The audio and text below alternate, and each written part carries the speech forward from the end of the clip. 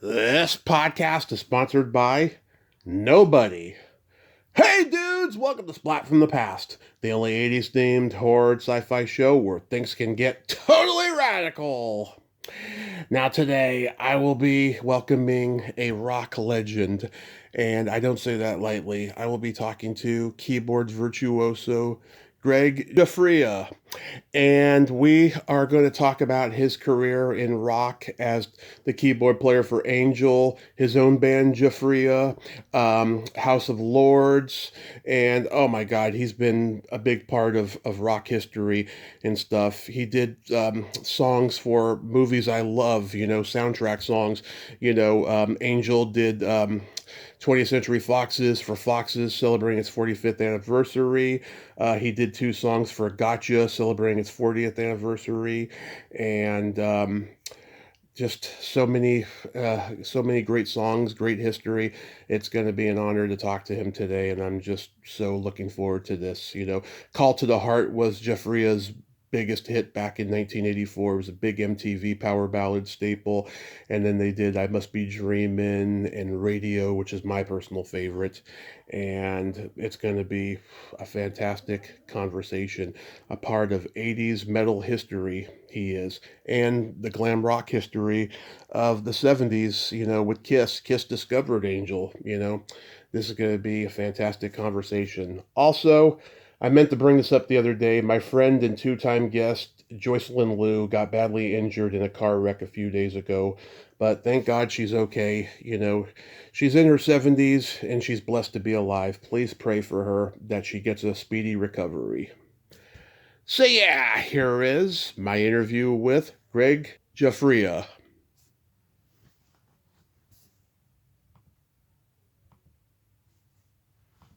Hey, Greg, welcome to the show, sir. How are you today? Oh, just fine, just fine. Yeah, this is such a great honor. Thank you so much for coming on today. Yeah, I'm prepared for battle here with questions I might not Well, I'll make it really easy for know. you. Oh no, I got it down. So, Name of this. going back in time, what age did you start gravitating toward music? So, started playing piano when I was 4. Wow. Has piano and keyboard been like your only instrument? The keyboard, yeah, keyboards, the piano that was in the house, and then I got grandfather, Sicilian, and he would play the accordion, so Mm-hmm. that was always being played at some point. Yeah, so you came from a musical family then. Well, no, yeah, and it seemed like every Italian grandfather played accordion. Yeah, As long as there was a bottle of wine there with the straw stuff wrapped around it. So, of course. Who were your musical influences growing up? um, well, obviously I started taking, piano lessons and the more classical, and then I stopped sight reading when I was 9 years old. Working on that, and then when I was around 11 or 12, I didn't really want to play other music that was written. I was enjoying just playing. Mm-hmm. And then I guess it would have been that I heard 50s would have been Elvis Presley and Wooly Bully, Purple People Eater. I don't know, just the music, but the big influence was hearing the Beatles for the first time. Yeah, I mean, God, that impacted everybody. Can you remember seeing them on the Ed Sullivan Show? Yeah, yeah. Yeah, you must have So been floored. impact, man. It was just I went, wow, that's kind of fun. And it was strange. I was trying to figure this out with another. I don't know why they merged together the little bands that you. We all have the similar story. I've talked to so many of the guys, my peers and Mm-hmm. guys I know and guys that we all had such similar life experiences. Yeah. Whether we grew up in England or somewhere in Europe or or anywhere in the United States. We all seem to have the same sequence of events. It seemed like took place. Yeah, parallel lives. Isn't it? It's so strange. I mean, I was talking to Tony Franklin about that not too long ago. We were laughing about it, and he went through the same thing. Parents go out on a limb and buy an instrument for us, and in my case, in 1964, but the new models came out in '63. My parents went to the big local music store and bought a brand new Hammond B3 cherry wood with 2 Leslies. So back then they were super expensive. So yeah, what was Rod Argent an influence on you? No, but I liked him. He wasn't a focal point with me, but I liked him. But I liked Oscar Peterson and people like that. And then Jeff Beck was an influence early on. It was crazy. And then as far as with keyboards, I thought Emerson changed everything for us. Oh yeah. Everything. And it's just absolutely heartbreaking how he left this world. Yeah, that was pretty sad. Nobody by his side. I know he had some girlfriend that I've met, but I don't know. The person closest to him at the time should have said something to somebody. I'll just leave it at that. Yeah. Do you remember the first album you ever bought with your own money?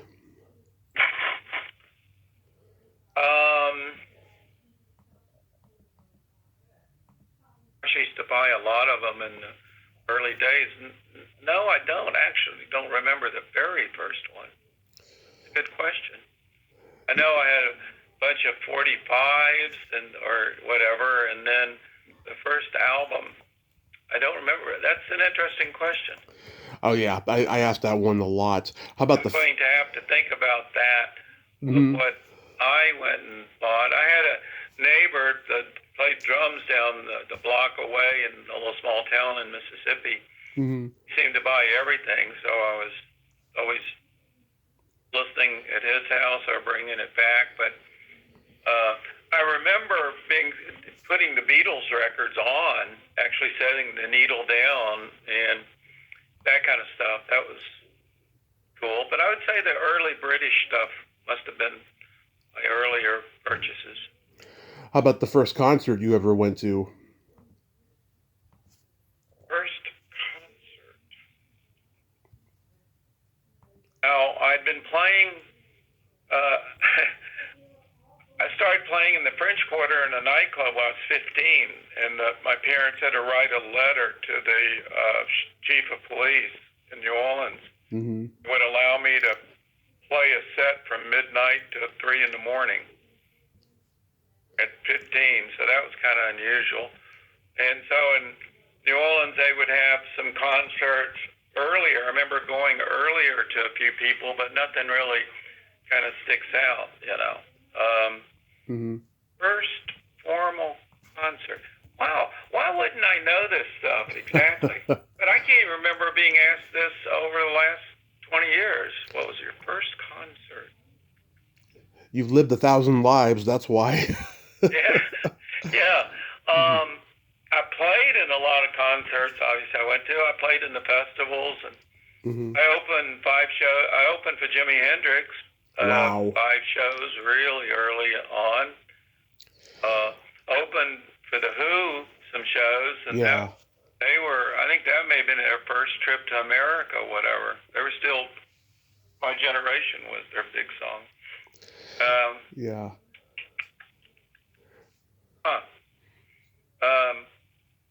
I'll think of it. Okay. It had to be a moment. There's some that stand out really early on. Once again, saw Emerson, Lake and Palmer very, very early on, and that was just such an eye-opener. And Yeah. then I immediately, I think it was pretty soon, got my Moog synthesizer.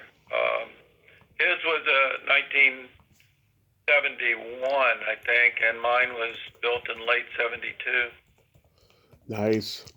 So you had a band first called the Telstars, and then Flower Power. Is that right? Yeah, Telstars was obviously great and easy to figure out what time frame that was. So that was 63.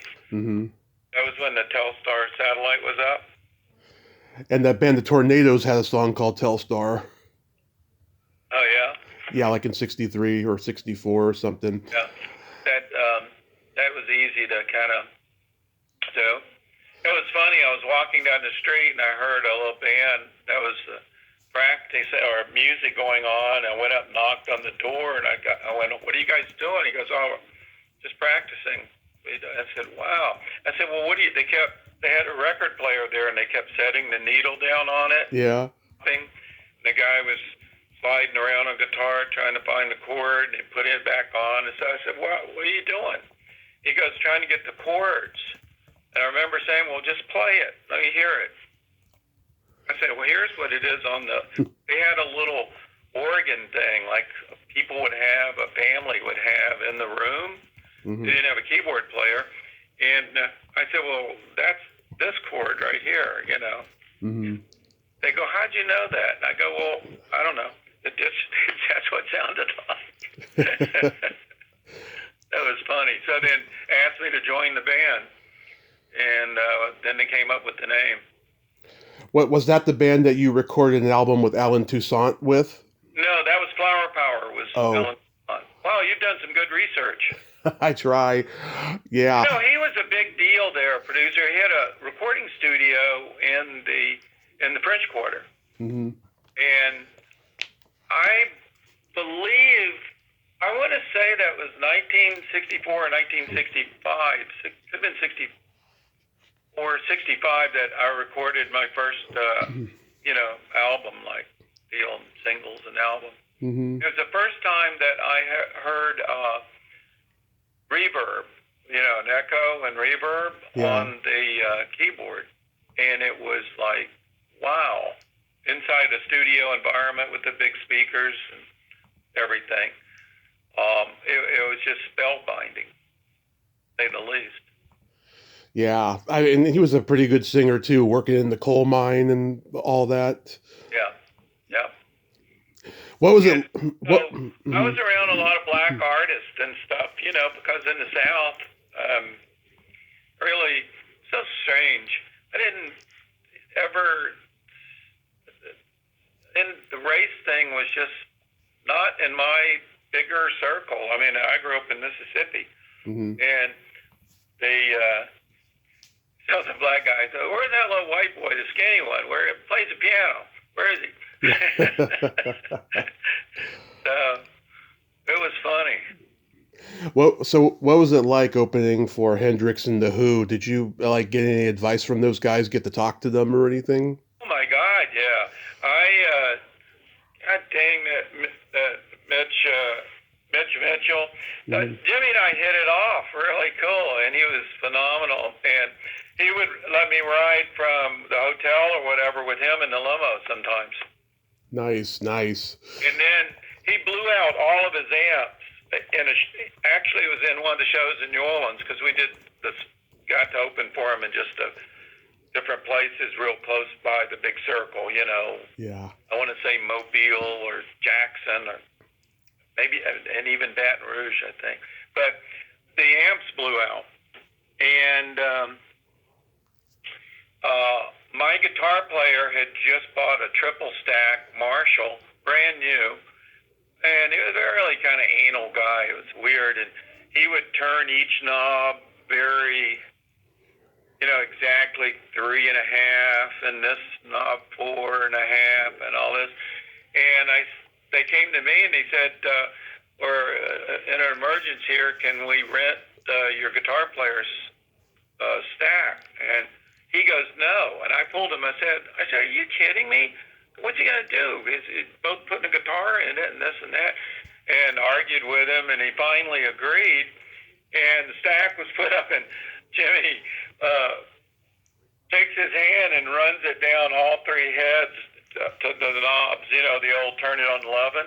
Yeah. So they only went to 10 back then. The 11s weren't added till later on, but in the sense that he slid his hand across every knob and just took them all the way to the top, plugged the jack in, and hit a chord, and it almost knocked us off the stage. It was hilarious. Absolutely hilarious. Yeah, it sounds like it. And Janis Joplin, I was special guest there at the New Orleans Pop Festival, a big one, 80-something thousand people. And their Hammond B3 broke, and that was the last show we were doing on that and heading back home. And so she came to me and said, could I rent your Hammond B3? I said, oh, it's like new, and there's not even a scratch. She went, I promise you, I swear, I promise there won't be a scratch on it.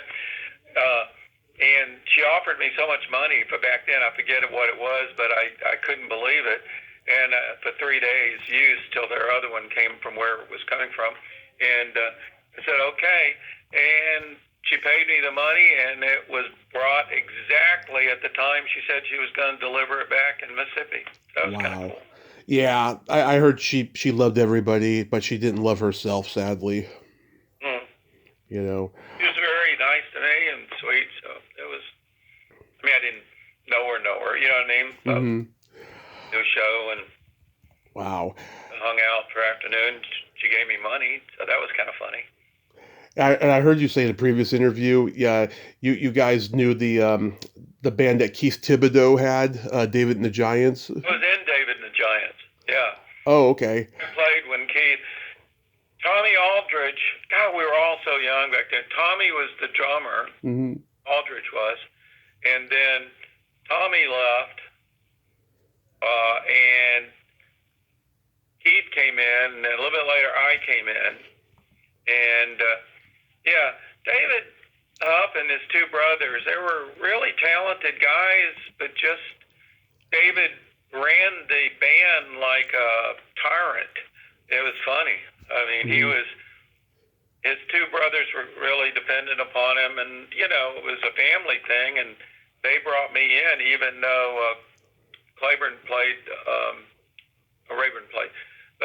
keyboards also, but I had the fancy equipment, you know, the early Mellotron, the B3, and synthesizer and all that stuff. So it was, but gosh, I'm so lucky to have lived in that time frame. Yeah. I mean, the 60s was okay. I was learning. I was so naive. I could have been mistaken for a evergreen tree or something. I met Keith last summer at the Hollywood show. He was signing autographs. He's a sweet, sweet guy. Met Keith Thibodeau? Yeah. Did you mention me, or did you say anything, or do you? I did not know yet that you were associated with him. So if I meet him again or have him on the podcast, I will surely bring you up. I promise. Tell him I love him and tell him hi. Yeah. Yeah, it was funny. Small world. Yeah, I mean, because back then everybody knew each other. You know, it was like a small community. There was no internet. You know, there was camaraderie. Now there's nothing. Like everyone's divided now. Oh, you mean politics or just?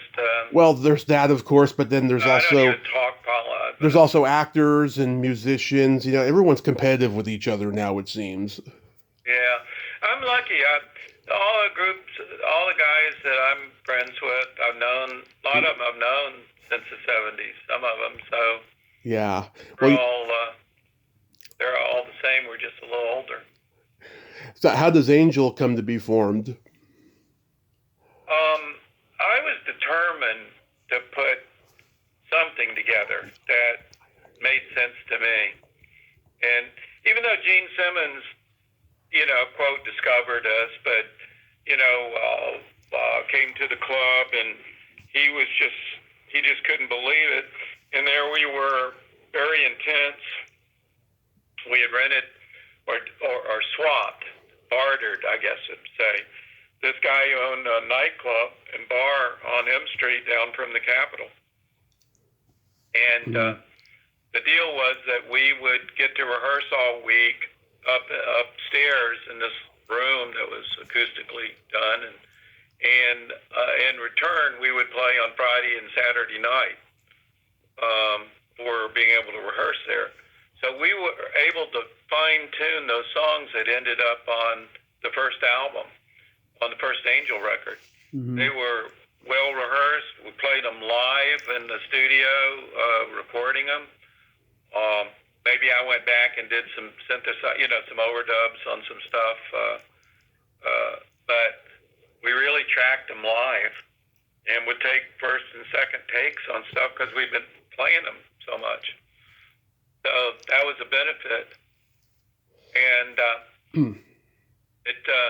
so anyway, Punky, I don't know whether I saw Punky first somewhere up in D.C. or somewhere, and then we'd met, and then he came down to Mississippi, and I used this analogy in a different thing.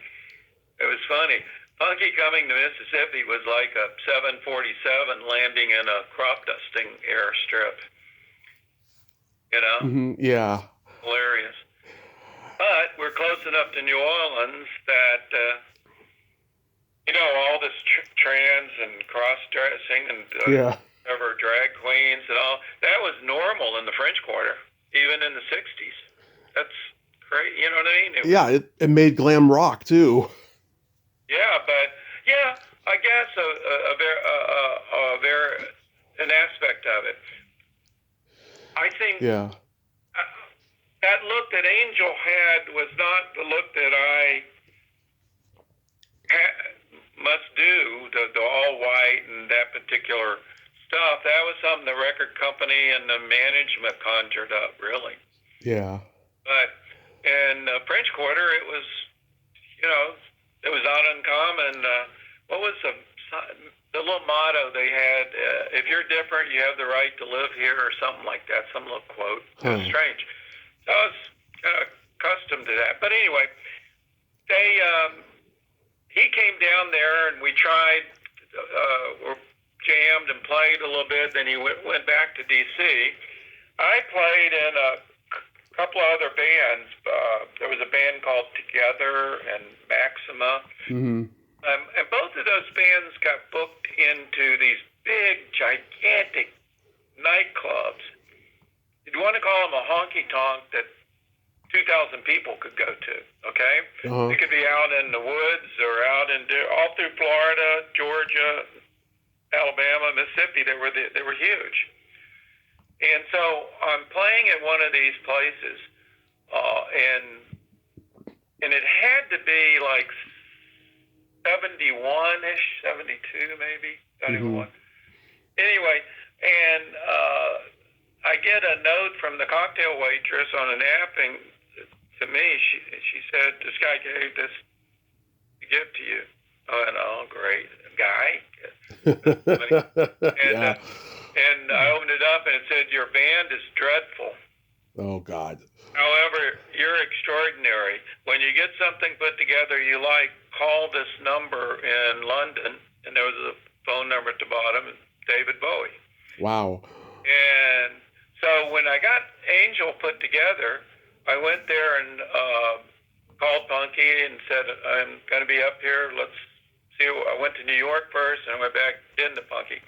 And then I said, let's see if we can put something together. So it was Punky and I that put it together. It was me going there. It was me with the idea. I'd already had the name. I thought of the name Angel 2 years before that would be a great name. But anyway, Punky called his guitar Angel, and so that was it. There was a meeting of the minds on it pretty quick, the name.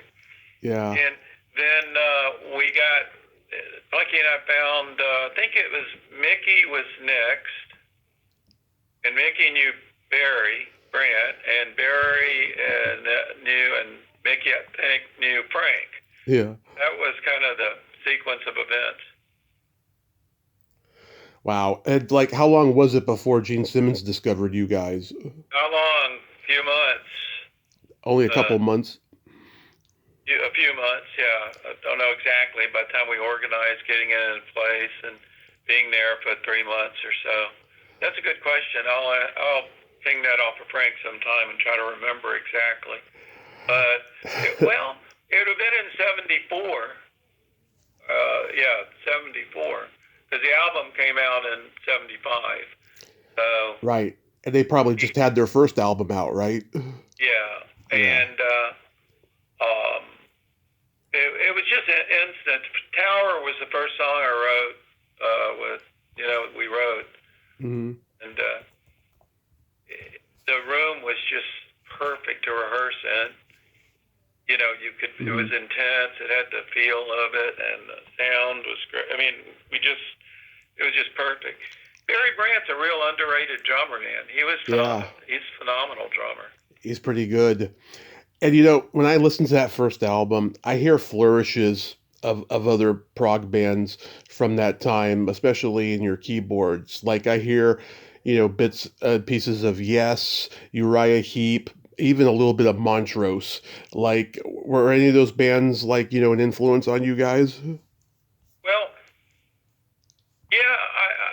the British thing. I confuse with later on knowing all the guys, and I loved Uriah Heep. The Wizard was great. Yeah. Ken Hensley was a friend. Bless his heart, he's gone.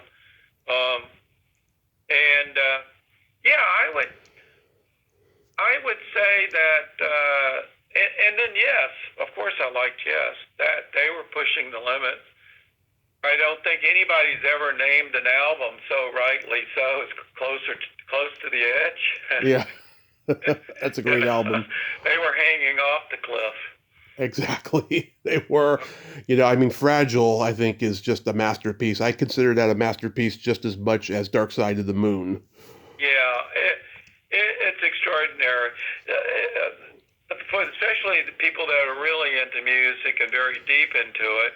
But then again, Pink Floyd, you can't. I'd say Pink Floyd for me is just a little above Yes, and then Yes in the other world dominated that. But that, in true to sense, the cream really rose to the top on that. David Gilmour is an anomaly. It's the only thing you can say. I think you would do a pretty good cover of Easy Livin' from Uriah Heep. Oh, yeah. Yeah. I think I played some of those songs when I was younger, right when it came out. Oh, yeah. You got to start somewhere. So I love the movie Foxes. I went back and watched it recently. It still holds up. It's gritty and it's entertaining. What do you remember about filming the Angel performance scene? It was fun. I mean, we had a big time director and all that stuff. It was Adrian Lyne. Yeah, and we didn't like the idea. The set calls at 5 or 6 in the morning, and so that didn't work because none of us showed up right, and so he had to change the shoot times. That was funny. And then there were scenes that I didn't want to be in the movie. It was more disco-ish for some reason because Giorgio was the primary producer, music supervisor or composer, and I don't know. There were some other scenes cut that we didn't. I remember trying to think because Casablanca was interfaced in with Warner Brothers, but Casablanca Films. I'm trying to remember who the executive producer was. I think it was Peter Berg. But anyway, I just said, somebody at the label said, "Now let me get this straight. You're in Hollywood. Every single person here wants to be in a movie, and you're telling me you don't want to be in it." I did, yeah. Oh my God, he goes. That's why guys like you get invited into the movies because you don't want to get into it. But yeah, we did those parts. It was fun. It was a lot of fun. Yeah, I mean, it wasn't like it was going to be your own Hard Day's Night, but at least you had a part. No, but at least we got in it, and we were around with all professionals. I mean, gosh, Jodie Foster, Sally Kellerman, Cherie Curry. Yeah, I saw her not too long ago. We laugh about that, and Scott Bay. There was just a good Yeah. group of people. It was cool. Yeah. Did you get invited to like a premiere or a screening of the movie? Yeah, Yeah. yeah. Yeah. I know that we were filming some at Columbia. I mixed this up when we were getting prepping early on because we started working with Disney and Sid and Marty Krofft and the Magic Castle and the Wow. Magicians, Jim Henning. I interviewed Sid Croft. You did? Yeah. Yeah. Yeah, they built our sets. Wow. I didn't know that. That's Yeah. it makes sense. I mean, when I think about it now, yeah, it looks like something from a Croft Brothers show.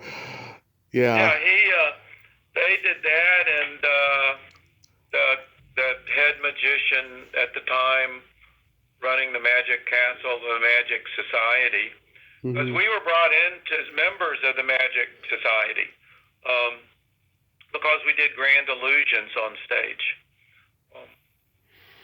Styx did that album, The Grand Illusion. Yeah, they must have heard me say that word. Yeah, those guys are great too. We toured a lot of shows with Styx. I mean, once again, those guys are super talented. And even Dennis. Dennis is a super talented guy. He wrote a lot of great stuff and everything, but, he was just a different sort of chap on stage. Yeah. Yeah, I saw them 10 years ago. They opened for Def Leppard, and they still sounded great, but there's something missing without Dennis, Yeah, but I do think Tommy filled the gap. But Tommy's a super talent. Yeah. I mean, he's like, I'm kind of blunt and overly, not critical, but sometimes I need to put a handkerchief or a sock in my mouth and shut up. But it's my opinion. So anything I say is not granted, it's just my opinion. Oh, opinions are welcome. I love hearing opinions from people. Some people just skated by, and then there's really super talented people out there. Tommy's one of them. Tommy's really good. Yeah, and of course he Wilson and Robin Zander, genius. Oh yeah, I've seen Cheap Trick live, and Rick Nielsen. He took his guitar strap off and gave the guitar to a guy in a wheelchair in the front row. I was like, that is just the sweetest thing to do. He's like my brother. We've known each other a really long time. I've written 20 songs with those guys. All right, you guys wrote "Slip of the Tongue" together. And I wrote on Lap of Luxury, "All We Need Is a Dream." Oh, that's right. Yeah. And then we have a ton of other ones that we were writing for some movies and stuff. We submit for films and things like that. Heart on the Line, I wrote that with him. Oh yeah, that's a good one. So you guys, Angel part ways and you form your own band, Giuffria. And so how did that come together? How did you meet Isley and everybody? Well, after the Angel thing, from 81 to early 83, I guess. Yeah, like a year and a half or something, I guess would be the way. Can you hear me okay? I'm sitting back a little. Oh yeah, I can hear you.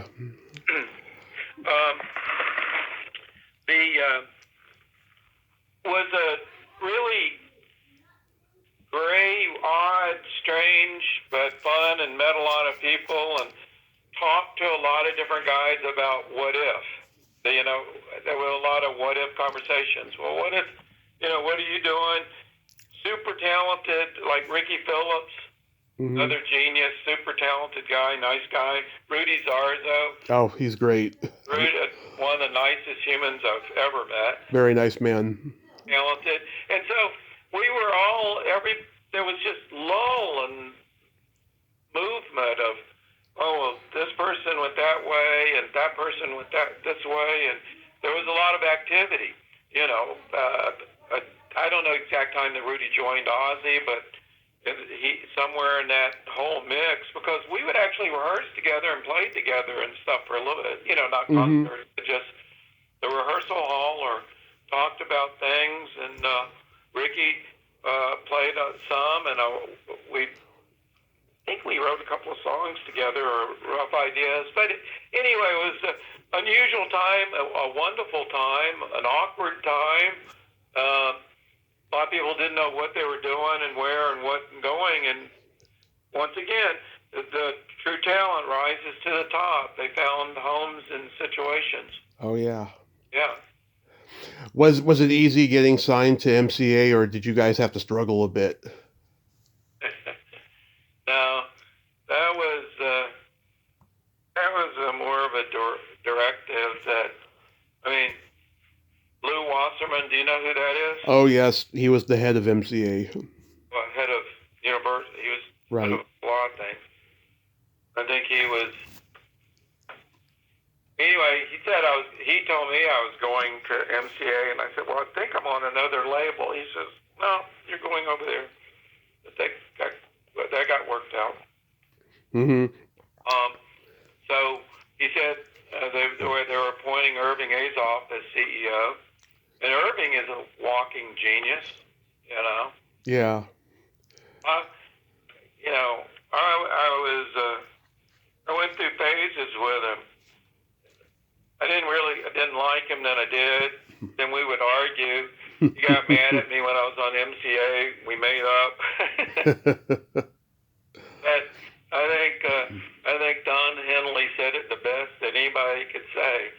We know Irving's like Satan, but he's our Satan. Yeah. And then, but as far as a business guy and a thinker and creative, and he's a genius. Yeah. He is, simple as that. You guys ran into him a few years ago, and then I see him sometime at these country club event things and stuff, and or some of us were friends or members at different clubs same time, and I've been able to spend some time with him, and you know, yeah, he's it. He's the big deal.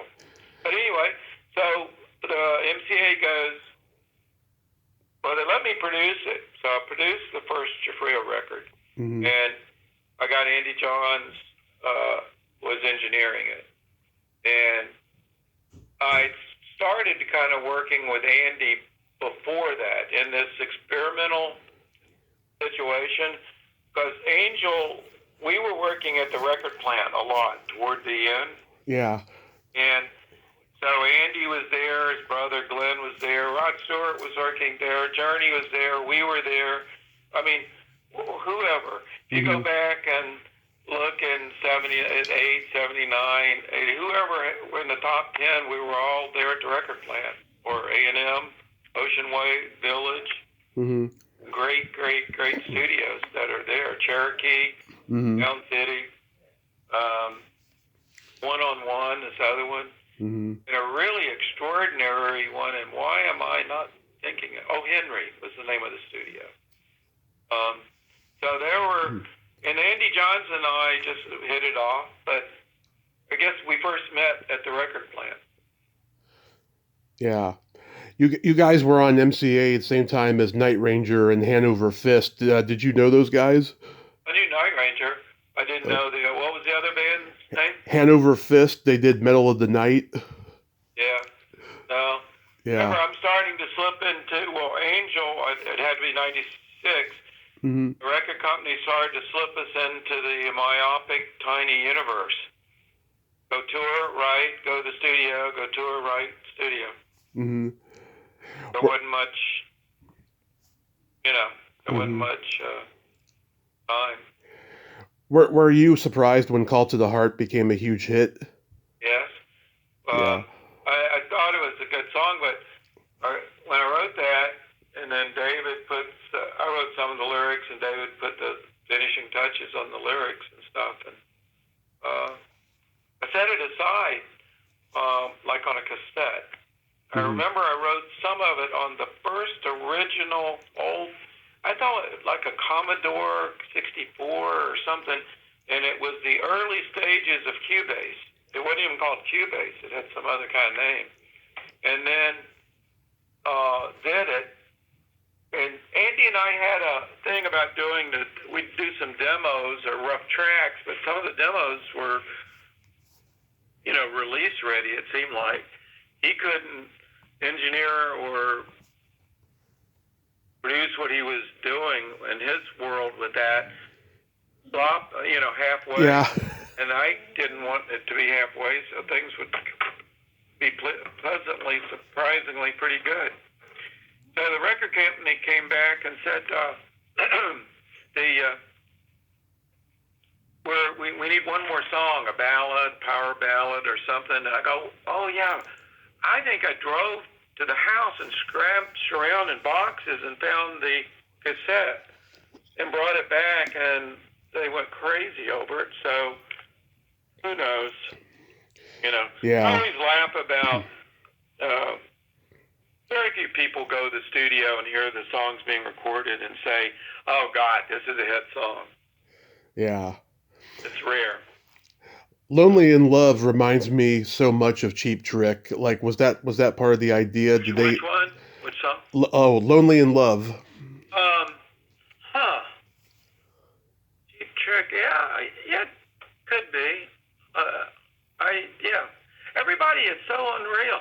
The different impressions of songs trigger something in the songs.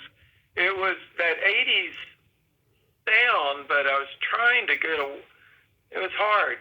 That 80s particular sound was really embedded in everybody. Yeah. Angel was pre-MTV. Yeah. And, it's funny. I used to make excuses about things, I think, right when I left the music business, or, everything quit in 92. And then I really did a lot of reflection, and it was me. It was actually my fault. I should have spent more time on writing. I should have devoted more time and extended relationships and things instead of trying to keep it so close. Mm-hmm. And really, there's no one to blame, I think, on some of that stuff with me, especially if I'm producing it or something. It was my fault. I could have done a lot better songs, I think. The second Giuffria record was such a disappointment to me. But I'll give you a great example, and it's some of the people we've been talking about. Camel and MCA, because of Night Ranger or something, I don't know what, they had this guy, Pat Glasser, produced it. Mm-hmm. Yeah. I don't know why he produced it or why he would have been invited down to their session to do it, but he produced my second record. And I never met anybody that knew so little about record producing or anything. I don't even know why he was there. And Night Ranger are so good at what they're doing. Those are extraordinary musicians and, talented guys. So, it's all I can say. Yeah. My favorite Giuffria song is actually on Silk and Steel Radio. Yeah. I like Somebody that. told me the other day their favorite was a song called Girl. And, on that album too. So different. Yeah.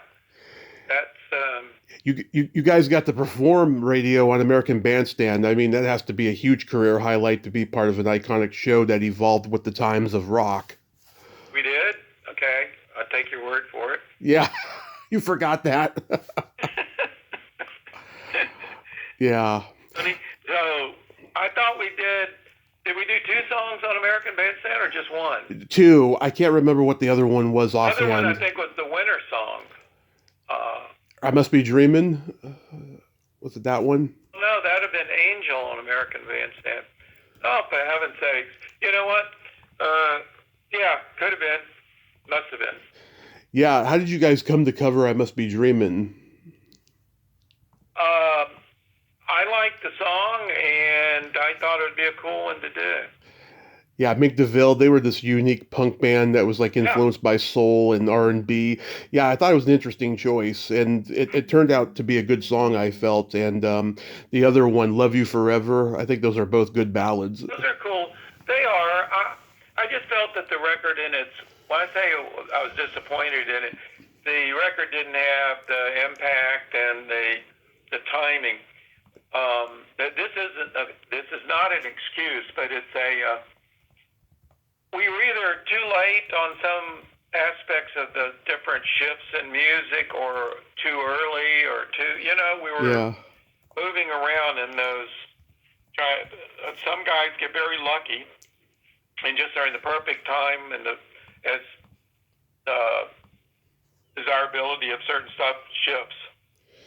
You guys had a lot of competition too with all the other hair bands that were coming out. Yeah, well, late '84 and through the first 3 months of 1985, if you on the radio charts, and they're different from the Billboard charts, we were number one in 21 major markets in the U.S. for Call to the Heart in February-March time frame. Mm-hmm. And Billboard, and then some of the tip sheets, I remember looking at one of the tip sheets, and out of the 10, I was fans of the other 9, and they were huge. Well, it was Eagles, Bryan Adams, you know what I mean? Just Fleetwood Mac, this, that. I mean, we had competition like, I look back at it and go, seriously? Good Lord, it's a wonder we even got our name mentioned. So I was thankful about that. So, and I'm honored to be in that. Having a song in the top 20 is cool. That is cool. Yeah, it's an honor there. You guys did 2 songs for one of my favorite 80s teen movies, Gotcha. The first one is Never Too Late, and the other Say It Ain't True. Yeah. Like, what are your thoughts on those songs? Oh, I liked them. I wrote those. Yeah, do you think they turned out good? Well, they were for the movie, and so they had to be, just when you're doing songs for the movie, sometimes you're saying stuff that are, the lyrics and stuff are interfaced with where it's going in the film, or going into a film, or what the gist of the film is. Yeah, I really love Never Too Late because it plays during the montage that Anthony Edwards and Linda Ferrantino are doing sightseeing around Paris, getting to know each other. It's very romantic and very soothing, I think is a good word for it. I think I'm getting into that now. That's one of my new endeavors. Besides the new album, I'm going to be doing film composing. Nice. Yeah, I mean, so many, guys from the 80s, got into composing. Of course, the biggest one of all is Danny Elfman, of course. And he was... well, no, I'd say he was really big, but the giant, the behemoth, the King Kong... Oh, yeah. There's only one of those. That's Hans Zimmer. Oh, yeah, Hans Zimmer. He's another big one. And, of course, you mentioned before Giorgio Moroder. He's the Great White, the behemoth out of all the composers. Now, Gene Simmons produced the first House of Lords album, right? He co-produced it or something? He was executive producer with me, and then I produced it with Andy Johns, and engineering also. Right. What was it like working with Gene? Well, he'd come to the studio and hang out with us, and then he's a dear friend, a genius. Again, first time seeing Kiss just blew my mind. I just went, you got to be kidding me! It was so much fun. It's great. Energy was insane. Liked all the guys, and then by coincidence, Gene is the one who helped us. It boggles my mind. Of all the 80s metal albums that Gene produced in the 80s, not one of them was like a massive smash, because you would think with his touch, his magic touch of being successful with Kiss, you would think that it would rub off on them. It's really interesting how that worked out. Well, yeah, okay, how do I say this gracefully? His pool of bands that he had availability to get, you know what I mean? Mm-hmm. It's a lot of people involved in getting a record. Gene was not like hands-on. I ran everything by him. Mm-hmm. Andy and I did, and we were all in total agreement on all the songs and stuff, but he let Andy and I do what we needed to do to get that done. Yeah, and Andy Johns, I mean, him and his You put brother a sit Glenn. down with me about. It was Mhm. funny because after Giuffria, the second record, I was really, really disappointed. I mean, I was just really disappointed in how that went. And we just come off of 2 long tours. The Deep Purple tour was the first ever corporately sponsored, pre-sold 80 shows in big arenas Yeah. ever. And so then having trouble with Richie the whole time, that jackass. And and I knew him before before under different circumstances, and he was charming. And then anyway, then we go into like the gods of radio rock music, Foreigner, and there's another genius, Mick Jones and Lou Graham. They're insane talents. Andy Johns produced one of my favorite albums that nobody remembers. Leslie West and Corky Ling had a supergroup with Jack Bruce called West Bruce and Ling. Yeah. And that first album, Why Don't You? Oh, it is an underrated masterpiece that everybody should hear before they die. Andy Johns is a genius. Yeah. I know I'm using that word a lot, and I'm fortunate that I'm around a handful of those people. There's only a couple more I would name, but that were in my circle.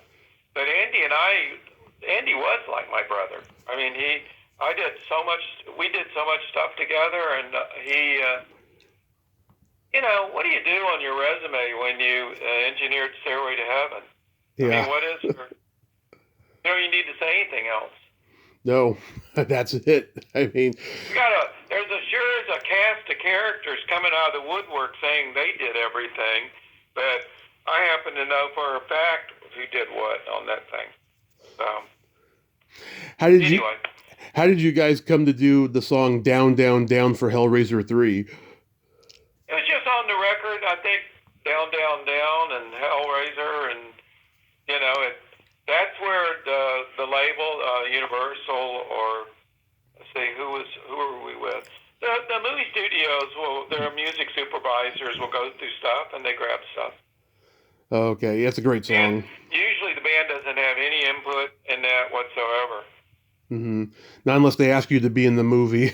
What's that? Not unless they ask you to be in the movie. Yeah.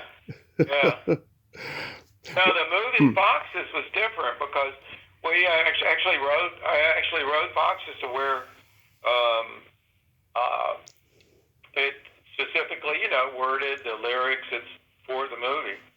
And did that with Giorgio and cranking on. It's funny. I get so many people saying, Greg, you should listen to that song, Living on a Prayer. And I said, I know. So what?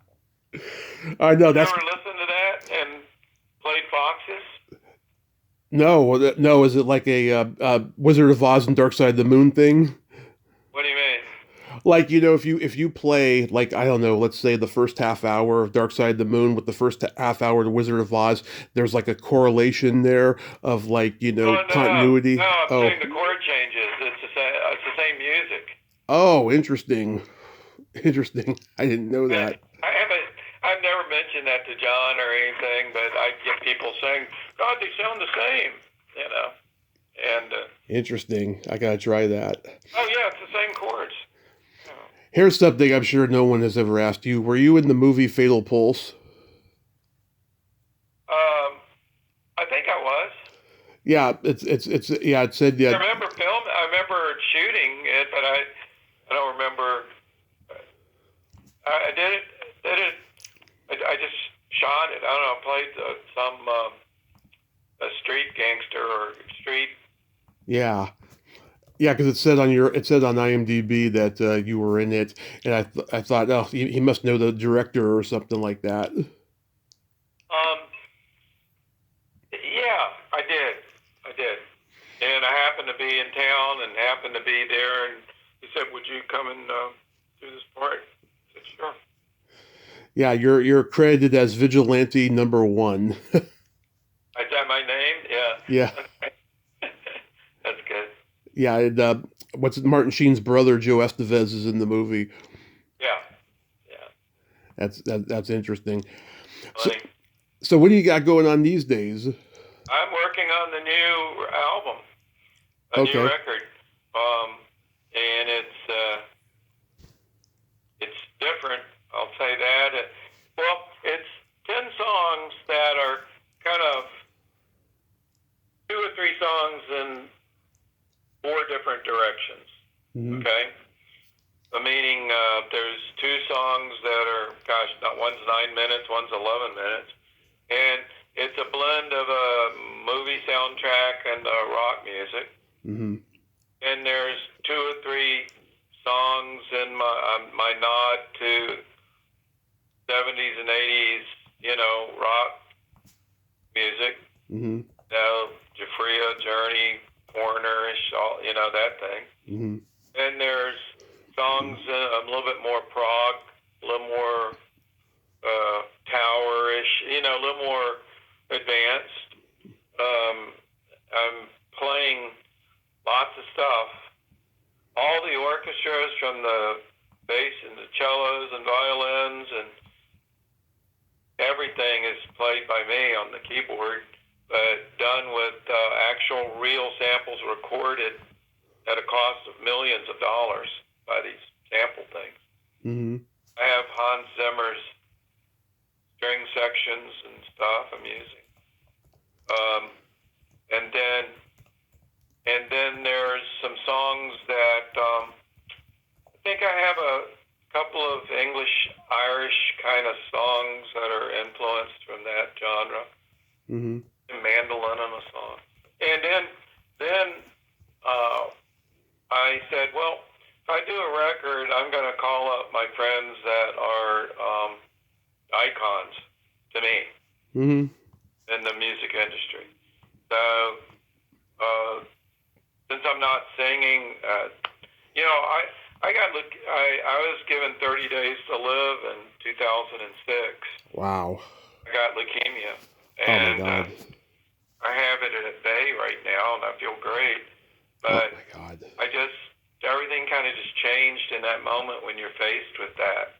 Yeah. And I just said, and even though I wasn't really ever the lead singer, I did sing and could carry a song enough to get the point across a little bit. But I always looked for the good singers. I was lucky, Frank's got a great voice, Hmm. very high, unusual voice. David Glenn Isley, powerful voice. Very powerful. Very great musician, plays drums, guitar, everything. And James Christian was a good voice, and it worked for what we were trying to do musically. But he should have stopped after the 3rd record and not kept going on with that, because I just felt that, and this is from my point of view, my legacy Hmm. was weakened by everybody trying to take a band and change it so much around. But there were unique bands. There were a moment in time that really can't be recreated. Like Angel was a moment in time. That makes sense. Oh yeah, of course. They Even were. Giuffria was to a degree. And then House of Lords was both Giuffria and House of Lords was a direct part of me trying to get the best musicians that you could get and work with. And all those guys were just extraordinary. But I wish that James hadn't have drug it out the way he did with it.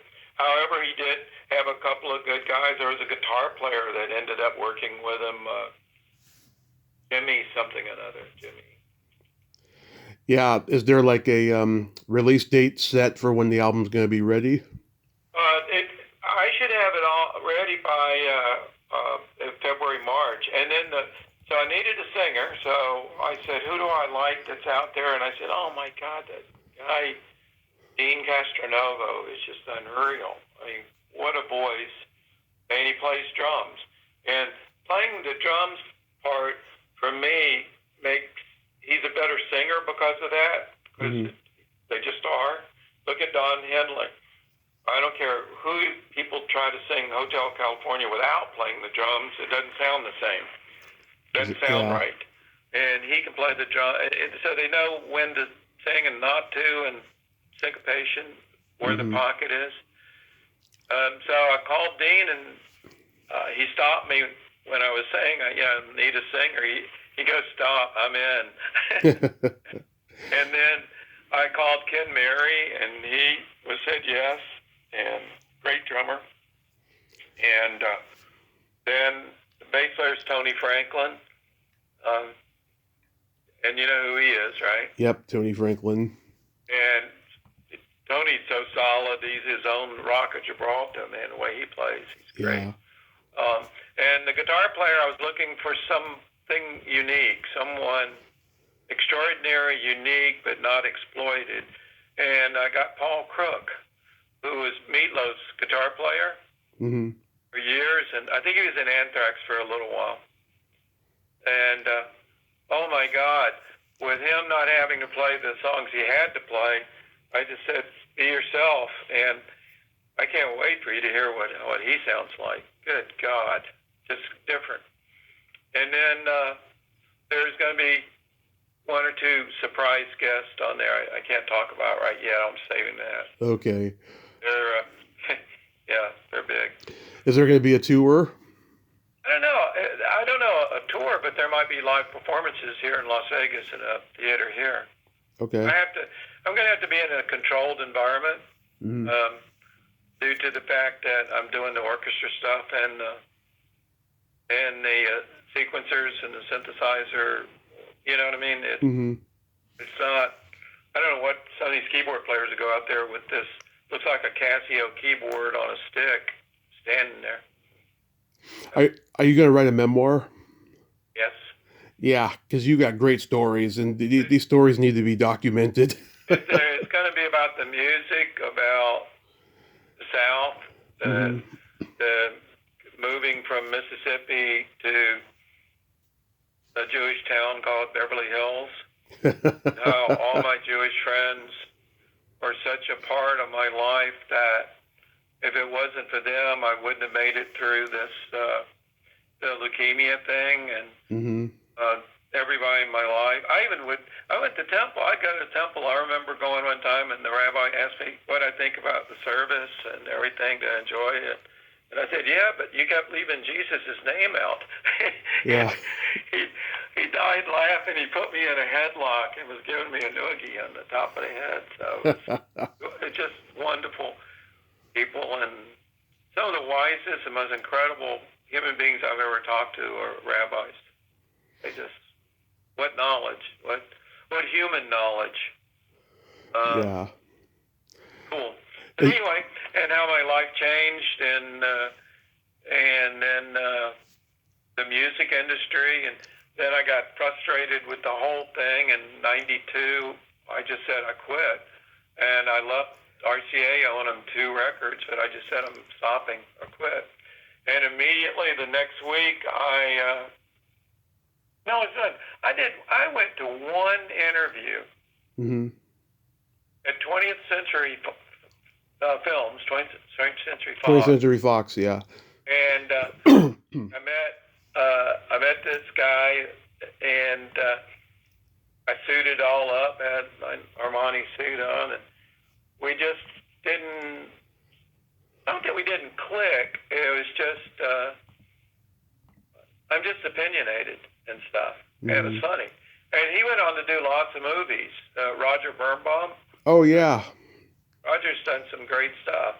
And then the following week, Lee Iacocca goes, well, you're going to work with me. Because I knew him while I was still in music. Lee Iacocca? Yeah. Wow. Man. And so I ended up, and then my other mentor and partner was Alan Paulson, who owned a jet company called Gulfstream. And so they had me take over a company they had, and so I became president and on the board of directors with Lee Iacocca and Alan. for 5 years. And then I bought the rights to Hard Rock Hotel Casino, the first one ever built outside of Las Vegas. Wow. I built that in Biloxi, Mississippi. And 2 days before opening, I got hit by Hurricane Katrina. Oh, damn it. Lost everything, all my money, it was a just uphill battle after that. Damn it. God. Well, there's a neat article about me in the New York Times if you want to read it. They did a big story on me in 2013. I think it's called the Steely Head of Kings or something like that. But if you just punch my name up in New York Times, it'll come up. It's an interesting read. I'll definitely check it out. One last thing I wanted to ask you: how did you meet your wife, April Clough? Clough. English name, Clough. A mutual friend, this girl Suzanne Tarleton, which was just a friend there in Hollywood, and it was a funny story. She told her friend she did an album a long time ago on Polygram called The Pin-Up. So she was an actress. Huh. I don't know if you knew that or not. She did. Oh, yeah, Laverne and Shirley. Huh? I saw her on Laverne and Shirley. Oh, yeah. She's done so many TV shows and movies. She did movies with Terrence Hill and Bud Spencer. And, Crime Busters, yeah. Yeah, all that stuff. I mean, so many. Dallas. She did a pilot with CBS that was going to be a huge series, and then something happened. I don't know, but with Tony Curtis and her. Wow. She was the second lead on a Big Seamus, Little Seamus with Brian Dennehy. And oh, yeah. Yeah. But anyway, so she wanted someone, let me get this straight. She wanted lyrics, equipment or something, lyrics for a song, and Suzanne told, and I said, she knew I didn't do that, because I didn't like people coming up and asking me to write all the time. And then she told me that she wanted to get a recommendation on speakers for the stereo systems and stuff, proper. So we met, and here I am 42 years later, still married. Oh, God bless you. That's wonderful. Well, Gregg, I thank you so much for coming on today, and I hope you have a happy holiday season, and I'll be looking forward to that new album, and hopefully, if you guys, tour and stuff, I'll let you know if I'm around, and I'll come see you guys. Where's home for you? Where do you live? Currently, I'm living in Modesto, California. Oh, my gosh. I had a friend that had a walnuts and something there. Fred, did you live there all your life? No, I've been here for 2 years now. Before that, I was born and raised in San Mateo. Oh, okay. Well, make sure that I have your email address, and yes. When I get some rough mixes done and stuff, I'll shoot you one or two to just get tell me what you think. That would be awesome, Gregg. You have a great day. Thank you, buddy, and I appreciate it, and thanks for inviting me on the show. My pleasure. Bye-bye. Bye-bye. Well, there you have it.